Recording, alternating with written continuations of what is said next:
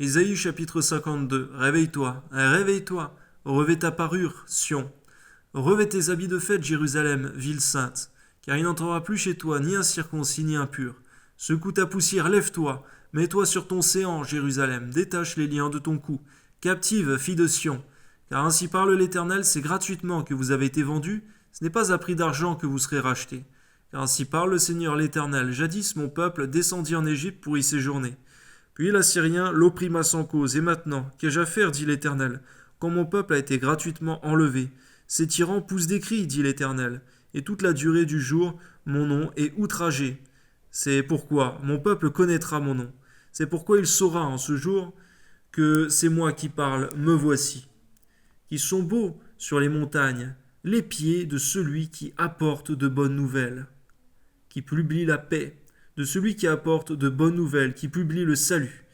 Seigneur, qu'il est bon aujourd'hui, Seigneur mon Dieu, d'annoncer l'évangile, Seigneur mon Dieu. Qui sont beaux aussi, Seigneur mon Dieu, c'est vrai, les pieds de ceux qui annoncent la bonne nouvelle, l'évangile à salut. Par Jésus-Christ, amen. De celui qui dit à Sion, ton Dieu règne. La voix de tes sentinelles retentit.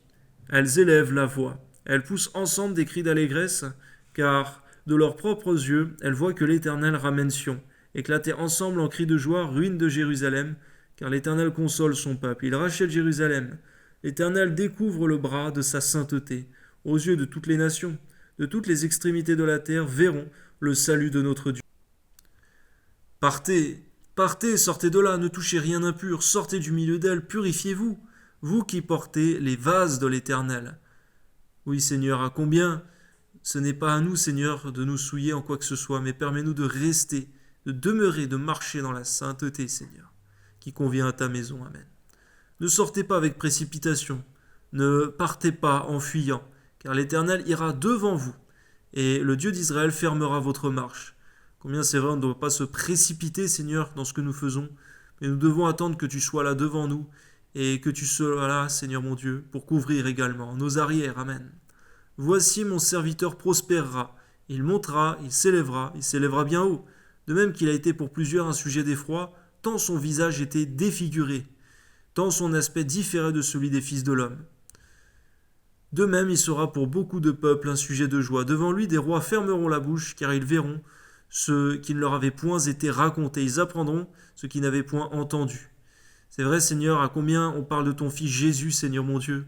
Son visage défiguré par les coups, Seigneur mon Dieu. Mais toutefois, Seigneur mon Dieu, nous allons voir à combien ce salut est grand et glorieux. Et à combien beaucoup, malheureusement, ne l'ont pas vu. Et encore aujourd'hui. Toi soit la gloire, Seigneur, parce que tu nous as révélé ton Fils Jésus, en qui nous avons le salut, par son précieux sang. Amen.